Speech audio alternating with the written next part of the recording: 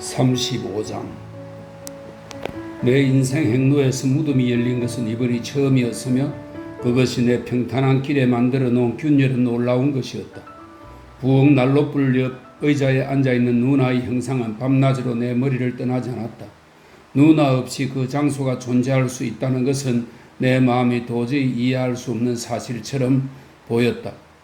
누나가 내 생각에 떠오른 적이 최근에는 전혀 없었지만 나는 이제 누나가 길거리에서 나를 향해 걸어오고 있다든가 또는 곧 우리 방문을 녹화할 거라는 참으로 이상한 생각에 사로잡히곤 했다. 내 방에서도 누나와 관련지어 생각해 본 적이 전혀 없는 곳이었지만 죽음의 공허함과 동시에 누나의 목소리나 얼굴 표정 또는 몸짓 등을 연상시키는 어떤 것이 끊임없이 느껴졌다. 마치 누나가 이 방에 자주 왔었고 또 아직 살아있기라도 한 것처럼 말이다. 내 운명이 어떤 것이었든지 간에 나는 누나를 깊은 애정으로 기억할 수는 없었을 것이다. 그러나 별로 깊은 애정 없이도 격한 후회의 감정은 존재할 수 있다고 나는 생각한다. 그런 격한 후회의 감정에 빠져 나는 누나에게 그토록 많은 고통을 준 가해자에 대한 극심한 분노감에 사로잡혔다. 그리고 충분한 증거만 있었다면 올리기든 다른 누구든 불타는 복수심으로 최후의 순간까지 추적하여 잡고 말았을 거라고 느꼈다. 편지로 조에게 위로의 말과 함께 장례식에 갈 거라는 말을 전한 뒤 나는 중간에 며칠 동안을 위에서 잠깐 언급한 그 묘한 심리 상태 속에서 지냈다. 그날이 되자 나는 아침 일찍 마차를 타고 내려갔다. 그리고 여유 있게 블러보우에 도착하여 대장간까지 걸어갈 시간이 충분히 있었다. 화창한 여름 날씨가 다시 돌아와 있었다. 길을 따라 걸어가는 동안 내가 아무 힘없는 조그만 꼬마고 누나가 나를 모질게 대하던 시절의 기억이 생생하게 되살아났다. 하지만 그 기억은 따끔이의 매서운 맛조차 순하게 떠오르는 부드러운 감정에 실려 되살아났다. 왜냐하면 그 순간 바로 콩잎과 클로버 잎의 선명한 냄새가 나도 추억 속의 존재가 될 날이 반드시 올 것이니 그때 햇빛 속에서 걸어가던 다른 사람들이 나를 생각하며 부드러운 감정을 느끼게 되면 좋을 것이라고 내 가슴 속에 속삭였기 때문이다. 마침내 나는 집이 보이는 곳에 이르렀다. 트랩 회사가 벌써 장례식 집행 절차를 착수하여 우리 집을 점령했다는 것을 곧 알 수 있었다. 우울할 정도로 터무니없게 생긴 사람들 2명이 검은 띠로 싸맨 지팡이를 하나씩 여벌한 듯이 앞으로 내민 채 현관 앞을 지키고 서 있었다. 나는 둘 중 한 사람이 블러보에서 해고된 마차 기수라는 것을 알아차렸다. 그는 어느 젊은 부부를 결혼식 날 아침에 톱질용 구덩이 속에 처박히게 한 것 때문에 해고를 당했는데 그때 그는 술에 취해서 2팔로 자기가 탄 말의 목을 꽉 껴안은 채 말을 타고 갔더랬다. 마을의 아이들 전부와 여자들 대부분이 그 앞에 모여 검은 옷차림의 이 장례식 파수꾼들과 우리 집과 대장간에 닫힌 창문들을 향해 감탄을 보내고 있었다. 내가 다가가자 2 파수꾼 중 한 사람이 현관문을 두드렸다. 마치 내가 슬픔으로 너무나 기진맥진한 상태가 되어서 문을 노크할 기운도 없을 거라고 생각한 것처럼 말이다. 옆에 있던 다른 파수꾼이 문을 열어주었다. 그는 예전에 내기 삼아 거위 2마리를 먹어 치운 적이 있는 목수였다. 그러고는 손님 맞이용 거실로 나를 안내했다. 거실에는 트랩씨가 제일 좋은 탁자를 차지하고 앉아 있었는데 그는 탁자와 문짝 등의 접힌 옆판을 모두 당겨 펴놓고는 아주 많은 검정 피인의 도움을 받아서 일종의 검정색 바자회를 열고 있었다. 내가 도착한 순간 그는 누군가의 모자를 검정색 천으로 마치 아프리카 흑인 아기 모양으로 싸매는 일을 막 마친 참이었다. 그래서 그는 이제 내 모자를 달라는 뜻으로 손을 내밀었다. 하지만 상황 때문에 혼란에 빠진 나는 그 행동을 잘못 이해하여 그의 손을 잡고는 최대한의 뜨거운 애정 표시를 하며 악수를 했다. 사랑하는 나의 불쌍한 조언은 몸에 엉겨붙은 작은 검정색 망토를 등 밑의 커다란 나비 넥타이에 묶어맨 채 방의 위쪽 끝에 따로 앉아 있었다. 트랩스에게 상주로서 거기에 자리를 지정받은 게 틀림없었다. 나는 허리를 구부리며 그에게 사랑하는 조 안녕하세요 하고 인사했다. 그러자 그는 핍 이복의 친구 너는 그녀가 풍채 좋은 여자였다는 것을 알고 하고 말하려다가 내 손을 꽉 쥔 채 더 이상 말을 잇지 못했다. 검정색 상복 차림이 아주 단정하고 정숙해 보이는 비디는 조용히 집안을 돌아다니며 많은 일을 돕고 있었다. 아직 대화를 나눌 때가 아니라고 생각했으므로 나는 그녀에게 간단히 인사만 한 뒤 조 곁으로 가서 앉았다. 그러고는 집안 어느 곳에 그녀, 즉 누나가 있는지 궁금해지기 시작했다. 거실의 공기가 달콤한 케이크 냄새로 진동하고 있었으므로 나는 다과가 놓인 탁자를 찾아서 방 안을 둘러보았다. 그것은 내 눈이 어둠에 익숙해지기까지는 거의 보이지 않았다.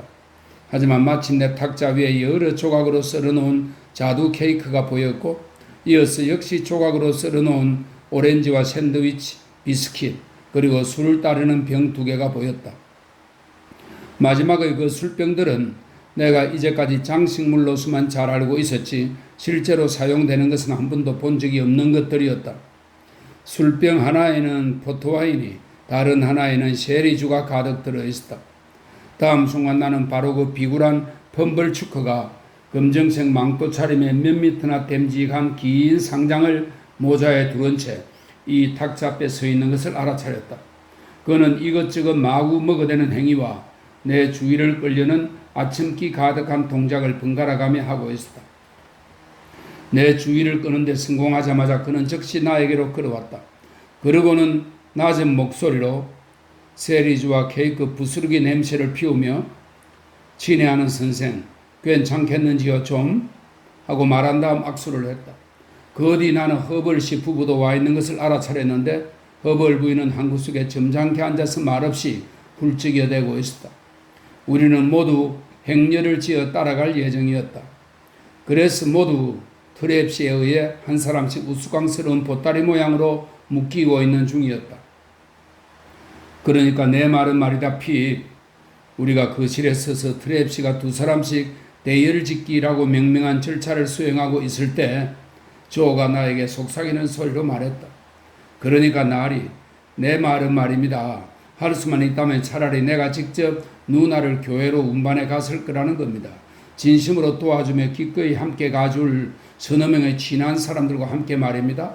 하지만 그렇게 하면 이웃들이 경멸할 것이며 또 누나를 무시하는 처사로 생각할 것이라고 다들 만류했답니다. 손수건을 꺼내시오 모두들. 트랩시가 그 순간 엄울하고 사무적인 목소리로 외쳤다. 손수건을 꺼내시오. 준비가 다 되었습니다. 그래서 우리는 모두 마치 코피라도 흘리고 있는 것처럼 손수건을 꺼내 얼굴에 갖다 대고는 2명씩 줄을 지어 나갔다. 조와 내가 앞에 서고 비리와 펌블추크 그리고 허벌씨 부부 순이었다. 불쌍한 누나의 시신은 부엌문 옆에 운반되어 나와 있었는데 6명의 상력군이 테두리가 하얀 끔찍한 느낌의 검정색 벨벳 덮개 아래에서 숨이 막힌 채 앞을 못 보며 걷는 것이 장례의식의 한 중요한 관례였으므로 관과 상력군 전체는 다리가 12개 달린 앞 못 보는 한 괴물이 2명의 보호자, 즉 아까 그 기수와 그의 동료의 안내를 받으며 발을 질질 끌고 멈칫 걸어가는 것처럼 보였다. 그러나 이웃 사람들은 이러한 진행 방식을 아주 높이 평가했다. 그래서 우리는 최대한 찬양을 받으며 마을을 지나갔다. 마을 주민 중 좀 더 팔팔한 어린 계층은 이따금씩 우리를 버리고 앞질러 달려가서는 유리한 지점에서 숨어 있다가 우리 앞으로 뛰쳐나오곤 했다. 이런 때에 그들 중 좀 더 기운이 넘치는 녀석들은 예상했던 어느 모퉁이를 우리가 돌아서 나타나면 흥분한 태도로 저기 나타났다, 저기 온다 하고 외쳐댔으며 그러면 우리는 거의 환호를 받다시피 했다. 이렇게 행렬이 진행되는 동안 나는 비굴한 펌블축구 때문에 심한 곤혹을 치러야 했는데 그것은 바로 내 뒤에 있었던 그가 걸어가는 내내 세심한 배를 합시고 나부끼는 내 모자 상장을 가지런히 잡아주거나 내 망토를 반드시 펴주는 행동을 쉬지 않고 계속 해대했기 때문이다. 나는 또한 과도하게 우쭐대는 허벌씨 부부의 태도 때문에 괴로움을 겪었는데 그들은 이토록 훌륭한 행렬의 일원이 된 것을 더할 나위 없이 자랑스레 여기며 허영심에 넘치는 모습을 보였다. 이제 우리는 길게 뻗은 습지대가 눈앞에 탁 트인 곳에 이르렀다. 멀리 강 위에 떠있는 배의 돛들이 점점 크게 보이더니 이윽고 우리는 교회 마당으로 들어가 얼굴도 모르는 나의 부모, 즉 이 마을에 살다가 사망한 고 필립과 상기한 자의 아내 조지앤의 무덤이 가까이 있는 곳에 이르렀다. 그리고 그곳 땅속에 누나는 조용히 안장되었다. 그러는 동안 종달새들이 하늘 높이 지저귀었고 가벼운 바람은 구름과 나무의 그림자를 땅 위 여기저기에 아름답게 드리워 주었다. 이 모든 일이 진행되는 동안 속물 펌벌축구가 보인 행동에 대해서는 그것이 전부 나를 향해서 행해졌다는 것 외에는 더 이상 말하고 싶지 않다. 다만 한 가지만 덧붙이자면 사람이 이 세상에 가지고 온 것은 아무것도 없고 또 아무것도 가지고 갈 수 없다는 사실, 그리고 인생이란 영원히 계속되는 것이 아니라 그림자처럼 뜻없이 지나가고 마는 것이라는 사실을 우리에게 상기시키는 그 경건한 구절이 낭독될 때조차 나는 그가 뜻밖의 커다란 재산을 물려받게 된 한 젊은 신사의 경우는 예외라는 뜻으로 헛기침하는 소리를 들었다. 집으로 돌아왔을 때 그는 낯두껍게도 내가 오늘 이렇게 참석하여 누나에게 커다란 영광을 베풀어 준 것을 누나가 알 수 있었다면 참 좋았을 거라면서 이런 영광을 보상으로 받았으니 누나는 죽은 것을 아깝게 생각하지 않을 것이라고 나에게 말했다. 그런 뒤 그는 세리주 남은 것을 전부 마셨고 허브를 실은 포토와인을 다 마셨다. 그리고 두 사람은 마치 자신들이 망자와는 전혀 다른 종류의 인간으로서 널리 알려진 불멸의 존재라도 되는 것처럼 이야기를 나누기 시작했다. 그런데 이런 일이 있을 때마다 그들이 그러는 것은 일종의 습관이라는 것을 나는 그 후 알게 되었다. 마침내 그는 허벌씨 부부와 함께 떠나갔다. 내 생각엔 틀림없이 술친구에 가서 그날 저녁 한껏 기분을 내며 자기가 내 행운의 문을 열어준 사람이자 내 최초의 은인이라고 말할 것이었다. 그들이 모두 가버리고 트랩과 그의 일꾼들도 너절한 장례 용품들을 가방에 쑤셔넣고 떠나가자 집안은 한결 건강해진 것처럼 느껴졌다. 얼마 지나지 않아 비리와 조와 나는 찬 음식으로 차린 저녁 식사를 함께 들었다. 하지만 우리는 낡은 부엌이 아닌 손님 맞이용 거실에서 식사를 했으며 조는 칼과 포크와 소금통 따위를 사용할 때 아주 심하게 신경 쓰며 주의를 했다. 그래서 우리 사이에는 굉장히 어색한 분위기가 감돌았다. 그러나 식사 후 내가 조에게 파이프 담배를 피우게 하고 또 그와 함께 거닐며 대장간을 둘러본 후 대장간 밖의 커다란 돌덩이 위에 함께 걸터 앉았을 때에는 좀 더 편안한 사이가 되었다. 나는 조가 장례식이 끝난 후 일요일용 양복과 작업복을 절충한 듯한 복장으로 옷을 바꾸어 입은 것을 알아차렸다. 옷을 바꾸어 입자 사랑하는 그는 비로소 자연스러웠고 그의 본연의 모습처럼 보였다. 그는 내가 옛날의 내 작은 침대에서 자고 가도 되냐고 물어보자 몹시 좋아했다. 나도 기분이 좋았는데 왜냐하면 그 요청을 함으로써 내가 꽤 대단한 일이라도 한 것처럼 느껴졌기 때문이다. 저녁 땅거미가 드리워지기 시작할 무렵 나는 비디와 함께 정원을 걸으며 잠시 대화를 할 기회를 가졌다. 비디, 나는 말했다. 나는 너가 이 슬픈 일에 대해 내게 편지를 보낼 수도 있었다고 생각해. 그러니 미스터 피? 비디는 말했다. 그런 줄 알았다면 편지를 보냈을 거야. 비디, 이렇게 말한다고 내가 불친절하게 군다고 생각하지는 마. 하지만 너는 그런 줄 알고 편지를 보냈어야 했다고 나는 생각해. 그러니 미스터 피? 그녀는 너무나 차분했고 또 너무나 단정하고 선하며 호감을 주는 태도를 지니고 있어서 나는 그녀를 또다시 울리고 싶은 생각이 없었다. 나는 내 곁에서 걷고 있는 그녀의 내렸던 눈을 잠시 바라본 뒤 그 문제를 그냥 넘어가기로 결심했다. 비디, 넌 이제 여기에 계속 머물러 있기가 어려워지겠구나. 아, 그래. 그럴 수 없지, 미스터 핍. 비디는 아쉬운 듯한 하지만 확신에 찬 조용한 어조로 말했다. 허벌 부인과 이미 이야기가 되어 있어. 그래서 내일 그녀의 집으로 갈 거야. 하지만 허벌 부인과 함께 가젤리 씨를 얼마간은 돌봐줄 수 있을 거야. 그가 안정을 찾을 때까지는 말이야. 너는 앞으로 어떻게 살아갈 거니, 비디? 혹시 돈이라도 좀 앞으로 어떻게 살아갈 거냐고? 비디는 내 질문을 되물으며 갑자기 중간에 끼어들었고 잠시 얼굴을 붉혔다. 그건 이래, 미스터 핍.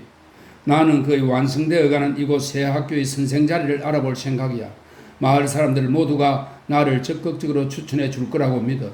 나는 부지런하고 참을성 있게 노력해서 남을 가르치며 나도 배워나갈 수 있을 거야. 미스터 핍도 잘 알겠지만 비디는 미소를 지으며 고개를 들어 내 얼굴을 바라보며 말을 계속했다.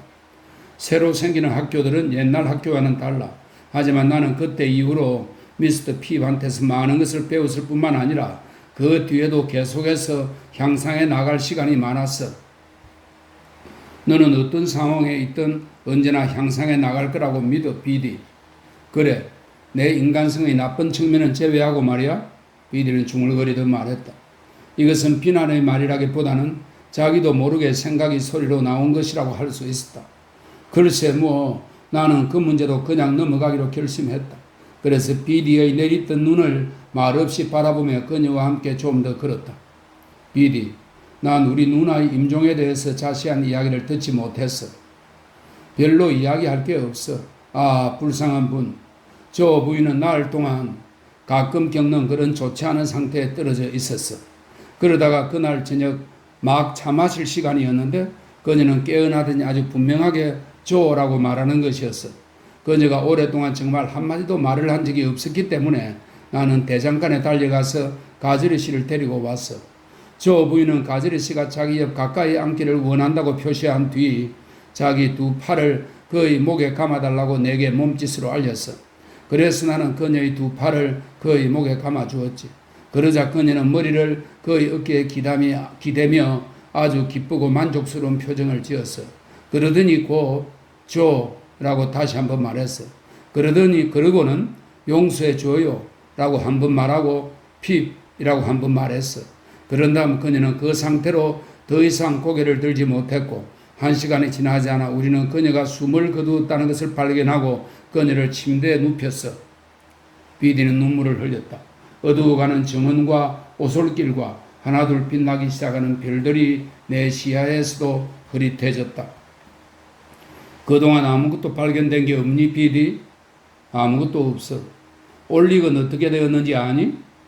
옷 색깔로 봐서는 아마 채석장에서 일하는 것 같아. 그럼 넌 그를 본 적이 당연히 있다는 거구나? 오솔길의 저 시커먼 나무는 왜 그렇게 바라보는 거니?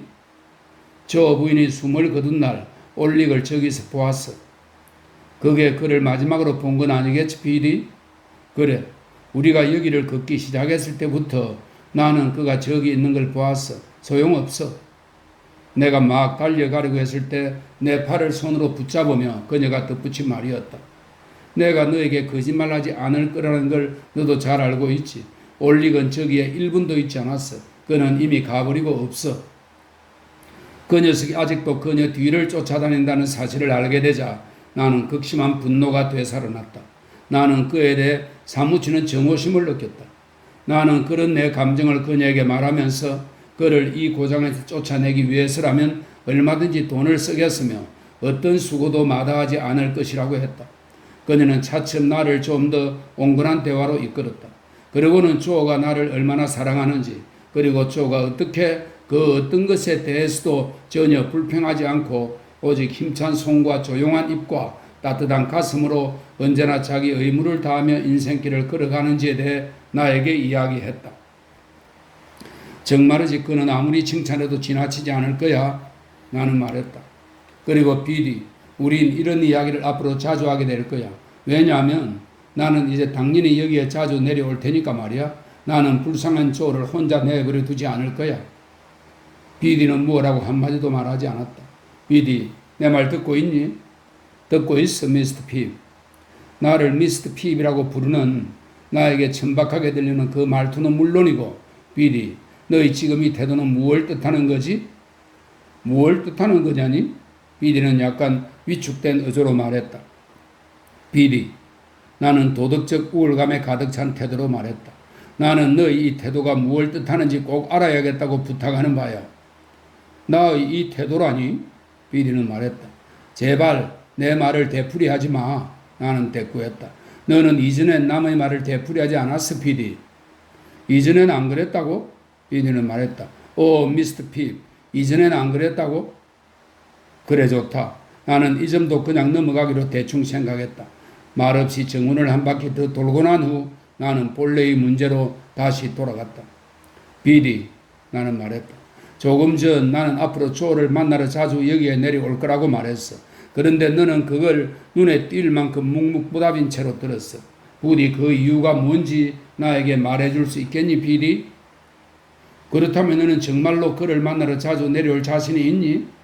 비디는 좁은 정원길에서 발을 멈추고 별빛 아래에서 맑고 정직한 눈으로 나를 바라보며 물었다. 오, 이런.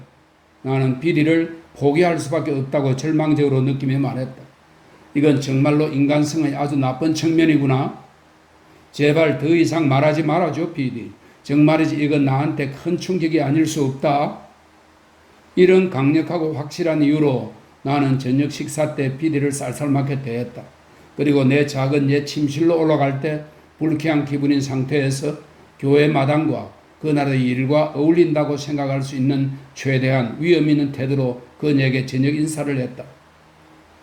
그날 밤 나는 잠을 제대로 자지 못했는데 잠에서 그것도 15분마다 한 번씩 깰 때마다 나는 비디가 나에게 얼마나 불친절한 행위를 했고 얼마나 깊은 상처를 주었으며 얼마나 부당하게 대했는지 곰곰이 되씹었다. 나는 아침 일찍 떠날 예정이었다. 나는 아침 일찍 밖으로 나와서 눈에 띄지 않게 대장간의 나무 창문 하나를 통해 안으로 들여다보았다. 그리고 몇 분 동안 그곳에 서서 벌써 열심히 일하고 있는 조를 보았다. 빨갛게 달아오른 얼굴에 건강과 힘의 빛이 넘쳐 흐르는 그의 모습은 마치 그를 위해 예비된 눈부신 생명의 태양이 그의 얼굴을 환히 비추고 있는 것처럼 보였다.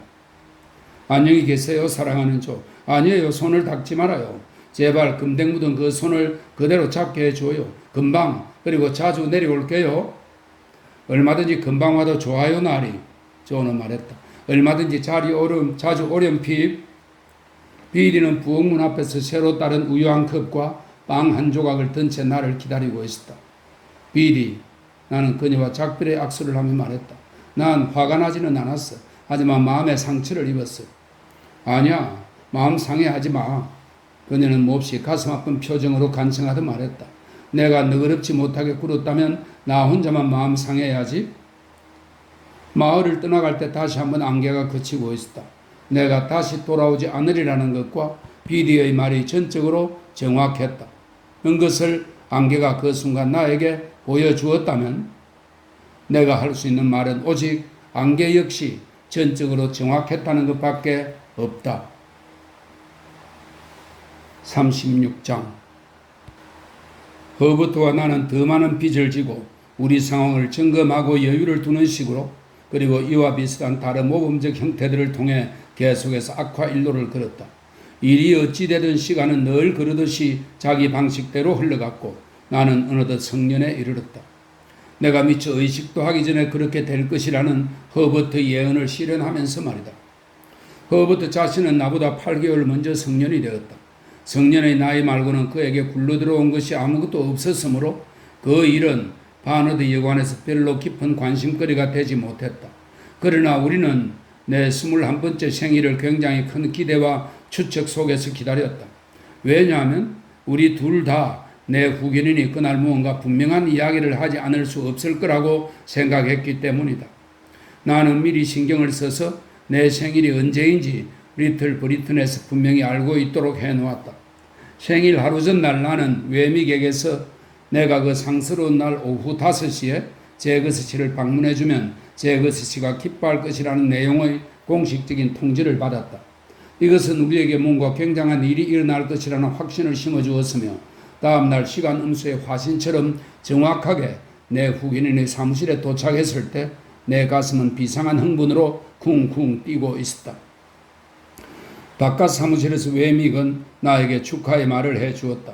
그러고는 우연인 것처럼 지폐 같은 접힌 종이 한 장으로 자기 코 옆을 슬쩍 문질렀다. 그 종이의 모습은 나를 기분 좋게 만들었다. 하지만 그는 그 종이에 대해 아무 말도 하지 않은 채 내 후견인의 사무실로 들어가라는 뜻으로 고개짓만 한번 해보였다. 때는 11월이었고 내 후견인은 뒷짐진 두 손을 양복 뒷자락 밑에 넣고는 등을 굴뚝에 기댄 채 벽난로 앞에 서 있었다. 그래 피, 그는 말했다. 오늘부터는 자네를 미스터 핍이라고 불러야 하겠군. 축하하네, 미스터 핍. 우리는 악수를 나누었다. 그는 항상 놀라울 정도로 짧게 악수를 했다. 그리고 나는 그에게 감사하다고 말했다. 자리에 앉게, 미스터 핍. 내 후기인이 말했다. 나는 의자에 앉았고 그는 벽난로 앞으로 가더니 다시 원래의 자세를 취한 다음 눈살을 찌푸리며 자신의 구두를 내려다 보았다. 그러자 나는 불리한 위치에 있는 듯한 느낌이 들었다. 그리고 이것은 나로 하여금 그 옛날 묘비 위에 올려놓아졌던 때를 생각나게 했다. 선반 위에 소름 끼치는 그 두 석고상은 제거스시와 멀지 않은 곳에 있었는데 마치 우리의 대화에 주의를 기울이려고 애쓰는 어리석은 중풍 환자 같은 표정을 짓고 있었다. 자, 내 젊은 친구. 내 후기는 마치 내가 정인석에 앉은 정인이라도 되는 것처럼 말을 시작했다. 나는 자네와 한두 마디 나누고자 하네. 예, 어서 하십시오, 선생님. 자네 생각에 제거스시는 이렇게 말하며 몸을 앞으로 구부려 바닥을 한번 바라본 다음 고개를 뒤로 젖혀 천장을 쳐다보았다. 자네 생각에 자네는 얼마의 생활비로 살고 있는 것 같은가? 얼마의 생활비로 사느냐고요, 선생님? 얼마의? 제거스시는 여전히 천장을 쳐다보며 반복했다. 생활비로 살고 있는가? 그러고 나서 그는 방안을 한 바퀴 빙 둘러보더니 손수건을 꺼내 들고는 그것을 코로 가져가다가 멈췄다. 내 상황을 점검하는 경우가 너무나 빈번하게 발생했기 때문에 나는 내 상황의 정확한 규모에 대해 그나마 혹시 알고 있었을지도 모르는 약간의 관념조차 완전히 상실해버린 상태였다. 하는 수 없이 나는 그 질문에 전혀 대답할 수 없다고 고백했다. 이 대답은 제거스시의 마음에 든 듯했다. 왜냐하면 그는 내 그럴 줄 알았네 라고 말한 다음 만족한 듯한 태도로 코를 풀었기 때문이다. 자, 내 친구, 내가 자네한테 질문을 하나 했으니 제거스시는 말했다. 자네도 나한테 물어볼 게 있으면 하게. 물론 속 시원히 선생님께 질문하고 싶은 것이 몇 가지 있습니다. 하지만 저는 선생님께서 금지한 사항을 잘 기억하고 있습니다. 한 가지 해보게. 제거스시는 말했다. 제 은인이 누구인지 오늘 알게 되는지요? 아니네. 또 하나 해보게. 그 비밀은 저에게 곧 알려질 예정인지요? 그 질문은 잠깐 보류하고 다른 질문을 해보게. 제거스시는 말했다. 나는 주위를 한번 둘러보았다. 하지만 이제는 더 이상 피할 도리가 없는 것처럼 보여서 결국 이 질문을 하고 말았다. 제가 뭐 받을 게 있는지요, 선생님? 그러자 제거스시는 즉시 의기양양한 태도로 말했다. 그 이야기를 하게 될 줄 알고 있었지. 그러고는 아까 그 종이를 가져오라고 외믹에게 소리쳤다. 외믹은 나타나서 그것을 건네주고는 사라졌다. 자, 미스터 핍. 제거스시는 말했다. 부디 주위에서 잘 듣게나. 자네는 그동안 상당히 거침없이 수표를 끊어주었더군. 자네 이름이 외믹의 현금 출납부에 상당히 자주 등장하는 걸 보니까 말이야. 하지만 자네는 빚까지 지고 있겠지, 당연히. 그렇다고 말씀드릴 수밖에 없을 것 같습니다, 선생님. 그렇다고 말할 수밖에 없다는 걸 자네는 잘 알고 있지. 그렇지? 제거스시는 말했다. 그렇습니다, 선생님. 자네 빚이 얼마인지 묻지는 않겠네. 자네가 모를 테니까 말이야. 그리고 설령 자네가 안다고 해도 자네 나에게 말하려고 하지 않겠지. 아니면 액수를 줄여서 말하든지 말이야. 아니네. 내 말이 맞네, 내 친구. 제거스시는 내가 항변하려는 모습을 보이자 집게 손가락을 흔들어 내 말을 막으며 큰 소리로 말했다. 물론 줄여서 말하지 않을 거라고 자네가 생각하는 것은 충분히 가능한 일이지. 하지만 자네는 줄여서 말할 걸세. 이렇게 말하면 좀 미안하지만 나는 자네보다 더 잘 알고 있네. 자, 이 종이를 받게. 어때? 손에 잘 받아들었나? 아주 좋네. 자, 그럼 그걸 펴보고 그게 무엇인지 나에게 말해보게. 지폐입니다. 나는 말했다. 500파운드짜리입니다. 맞네, 지폐네. 제거스시는 반복하며 말했다. 500파운드짜리. 그리고 또 굉장히 큰 금액이라고 할 수 있지. 자네도 그렇게 생각하나? 어떻게 다르게 생각할 수 있겠습니까? 하지만 질문에 대답하게. 제거스시는 말했다. 틀림없이 그렇게 생각합니다. 틀림없이 자네는 그 돈을 상당히 큰 금액이라고 생각하겠지. 자, 피. 그 상당히 큰 금액의 돈은 바로 자네 것이네. 오늘 자네에게 주는 선물이라네. 자네가 받을 유산에 대한 보증금 쪼로 말이야. 그리고 자네는 이제 유산 전체의 정려자가 나타날 때까지 매년 그렇게 상당히 큰 금액의 생활비로, 하지만 그것보다 초과해서는 안 되네. 그 금액으로 살아가도록 되어 있네. 다시 말하면 자네는 이제부터 자네의 돈 문제를 완전히 자네가 알아서 처리하게 될 것이며, 따라서 분기마다 125파운드씩 외미객에서 돈을 인출해 가게 되어 있어. 자네가 돈의 원천과 직접 연락을 주고받게 되어 대리인에 불과한 사람과는 더 이상 상대하지 않게 될 때까지는 말일세. 전에도 말했다시피 나는 일개 대리인에 불과하네. 나는 내가 받은 지시사항들을 집행할 뿐이며 그것에 대한 보수를 받고 있네. 나는 그 지시사항들이 현명하다고 생각하지 않네만 내가 받은 보수에는 그것들의 좋고 나쁨에 대한 의견 제시가 포함되어 있지 않네. 나는 내 은인이 나를 그토록 아주 후하게 대우해 주는 것에 대해 감사의 말을 표현하려고 막 입을 열었다. 하지만 그 순간 제거스 씨가 나를 가로막고 냉정하게 말했다. 나는 자네 말을 다른 사람에게 전달하는 일을 하도록 보수를 받지 않았네. 그러더니 그는 이 문제를 확 거머쥐었던 것과 똑같이 자신의 양복 뒷자락도 와락 거머쥐었다. 그러고는 자신의 구두가 그를 해치려는 무슨 업무라도 꾸민다고 의심하는 것처럼 찌푸린 얼굴로 구두를 노려보며 서 있었다. 잠시 가만히 있다가 나는 넌지시 물었다. 제거스 씨, 제가 아까 질문 하나를 했는데 잠깐 보류하라고 말씀하셨지요? 그 질문을 다시 여쭈어도 괜찮겠는지요? 그 질문이 뭐지? 그는 말했다. 나는 그가 결코 나를 거들어주지 않을 거라는 사실을 어느 정도 짐작했을지도 모른다. 하지만 마치 완전히 처음 말하는 질문처럼 그 질문을 새로이 말해야만 하는 것은 당혹스러운 일이었다. 제 은인께서, 나는 잠시 머뭇거린 뒤에 말을 시작했다. 그러니까 제거스 씨께서 말씀하신 그 원천이 되는 분께서 곧, 여기서 나는 민감하게 느끼며 말을 멈추었다. 곧 어쩐다는 말인가? 제거스 씨는 물었다. 그 상태로는 아무런 질문도 되지 못한다는 걸 자네도 알겠지? 그분이 곧 런던에 오시거나, 나는 정확한 표현을 찾기 위해 이리저리 궁리하다가 말했다. 아니면 저를 어디 다른 곳으로 부르실 건가요? 자, 그 문제를 위해서는, 제거스 씨는 쑥 들어간 검은 눈으로 나를 처음으로 빤히 주시하며 대답했다. 우리는 자네 마을에서 우리가 처음 만났던 날 저녁으로 돌아가야겠네. 그날 내가 자네에게 뭐라고 말했나 피? 선생님께서는 그분이 나타나기 전까지는 여러 해가 지날 수도 있다고 하셨습니다. 제거스 씨. 바로 그랬지. 제거스 씨는 말했다. 그게 바로 내 대답이네. 그와 내가 서로를 빤히 쳐다보고 있을 때 나는 그에게서 무언가를 알아내고자 하는 강한 욕망 때문에 내 숨이 점점 가빠지는 것을 느꼈다. 그리고 내 숨이 점점 가빠지는 것을 느끼면서, 그리고 그가 내 숨이 점점 가빠지는 것을 알고 있다는 것을 느끼면서 나는 그에게서 무언가를 알아낼 가능성이 그만큼 더 작아지는 것을 느꼈다. 아직도 여러 해가 지나야 할 거라고 생각하시나요, 제거스 씨? 제거스 씨는 고개를 가로저었다.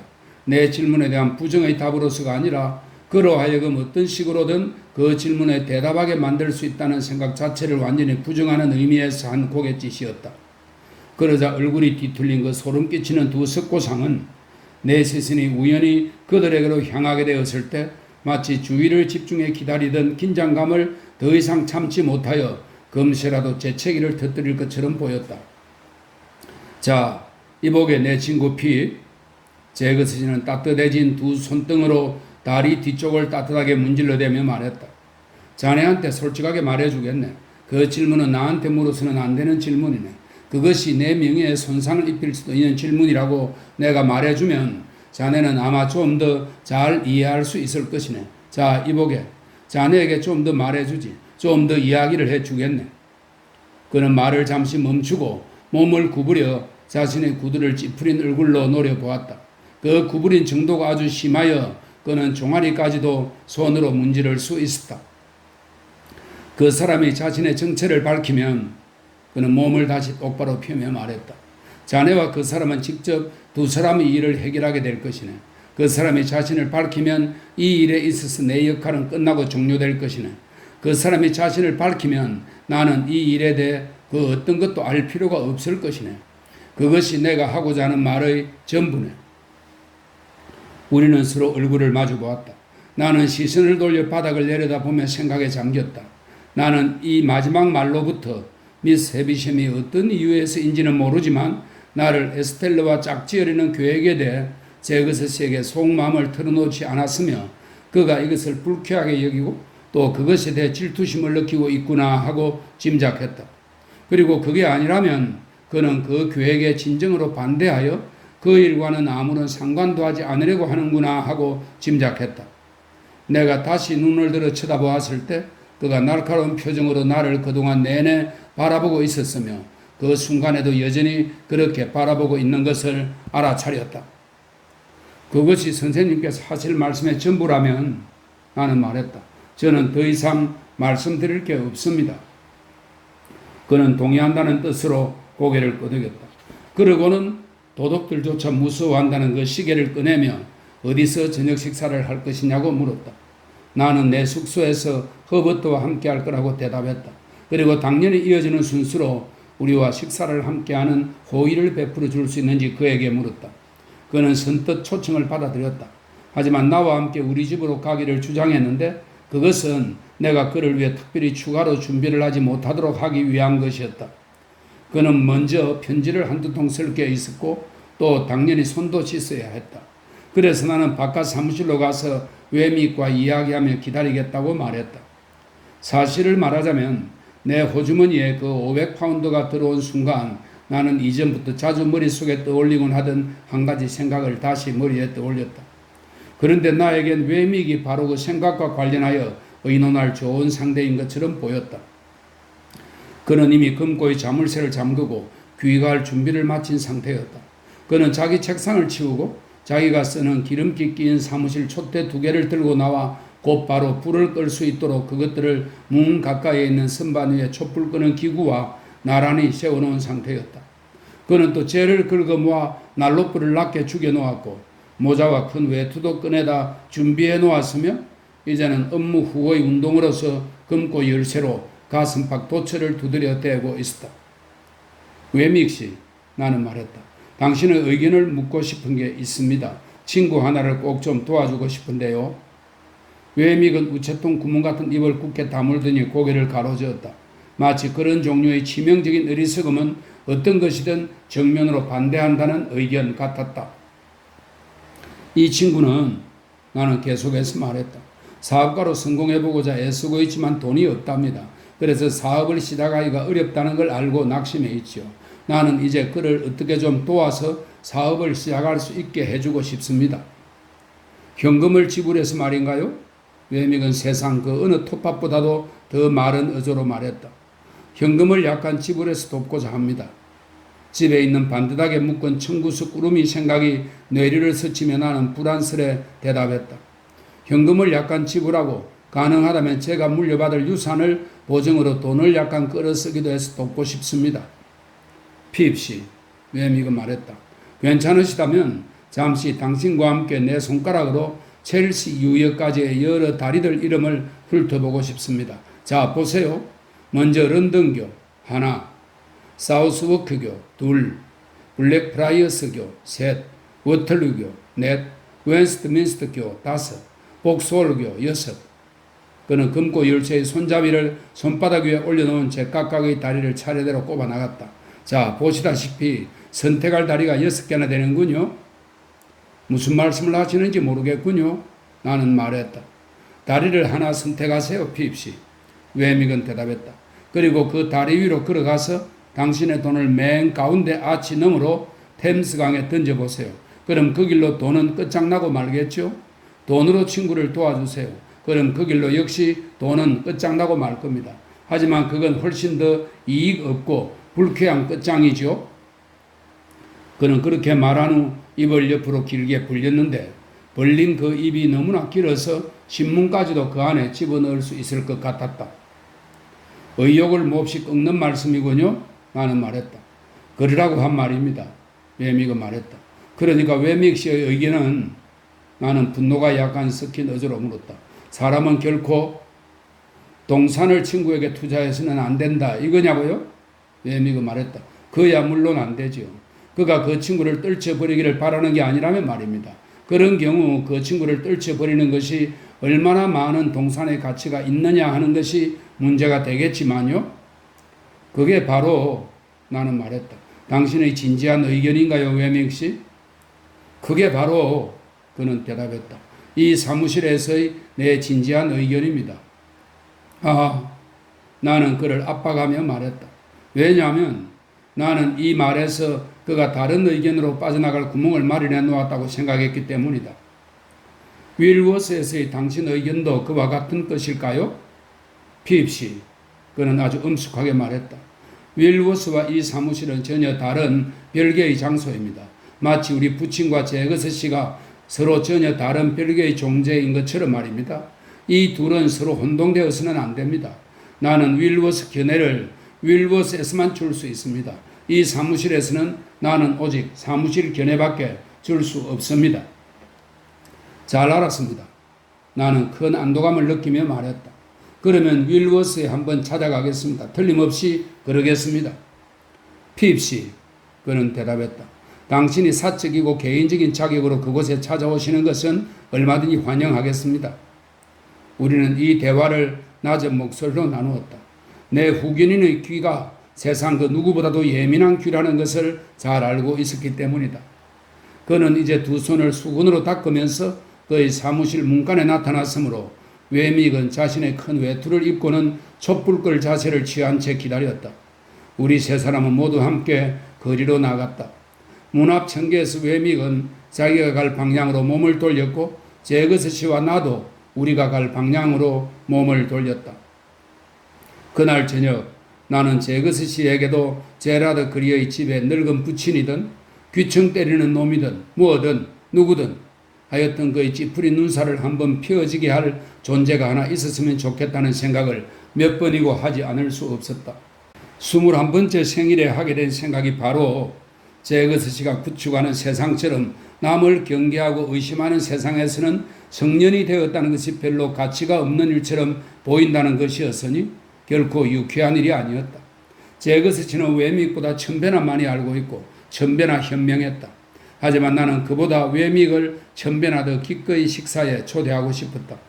게다가 제거스 씨는 나만 몹시 우울하게 만든 것이 아니었다. 그가 가고 난 뒤 허버트는 난로불을 빤히 응시하며 자신이 어떤 중죄를 저지르고는 그 자세한 내용을 잊어먹은 것이 틀림없다는 생각이 들었다고 묻지도 않은 소리를 중얼거렸다.